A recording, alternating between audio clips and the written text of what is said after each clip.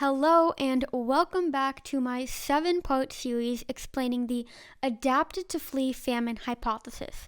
This is part 5, and today we are discussing the second core principle of anorexia, which is hyperactivity. Just as we unpacked with restriction in the last video, restless energy and the urge to move is an incredibly paradoxical behavior of anorexia. I specifically remember during my own eating disorder that my running and secret exercise compulsions became worse as I lost more weight, and a lot of my coaching clients have also said the same. Although this worsening of symptoms seems illogical considering a sufferer's fragile state, increased hyperactivity is actually very logical when looked at through the lens of the adapted to flee famine hypothesis.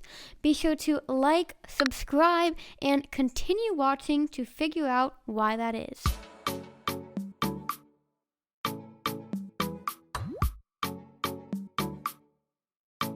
The hyperactivity component of anorexia is believed to be a form of migratory restlessness, which is a scientific phenomenon that seasonally occurs in birds.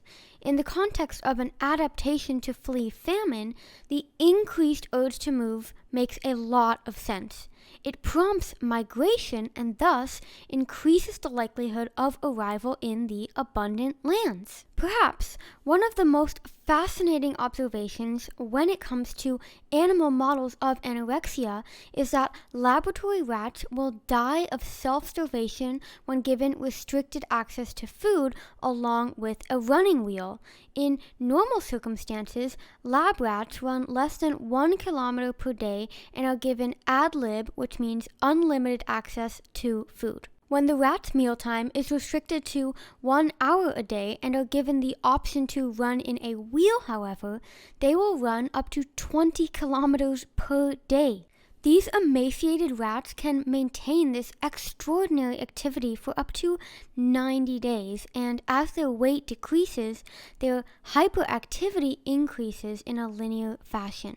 The neuroendocrine mechanisms for hyperactivity probably include corticotropin-releasing hormone, which stimulates the production of corticosterone, involved in stress responses as mentioned in the previous video, and serotonin. Both of these hormones are elevated in anorexia and likely stay elevated to the feedback signals in the brain. To elaborate, activity-induced serotonergic stimulation leads to reduced food intake and body weight, which might be a further stimulus for hyperactivity. In scientific terms, this type of feedback loop is called positive feedback. However, anyone with anorexia knows that this is, of course, a viciously negative cycle. Related rat studies beautifully illustrate the solution for breaking this negative cycle of exercise addiction, and that is to eat an abundance of food and to prove to your body that food isn't actually restricted. Rats do not lose weight and become anorexic if given an exercise wheel and ad lib, so unlimited feeding. Further, if restricted to 1 mealtime but given no wheel, they eat enough during the hour to maintain weight. And lastly, if normal weight rats housed with a wheel are given 4 15-minute opportunities to feed instead of a single 1-hour bout, they also do not become hyperactive, and already anorexic rats reduce their activity on this regime. It's almost as if the increase in opportunities to eat is registered as a sign that resources are plentiful.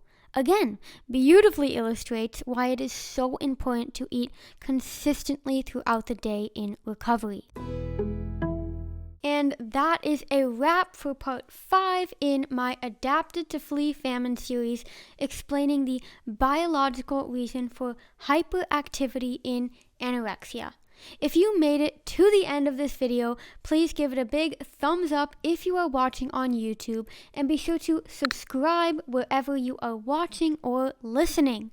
Of course, if you want to dive even deeper and receive one-on-one individualized guidance to breaking your exercise addiction and fully recovering from anorexia, be sure to click the link in the description below to learn more about coaching with me.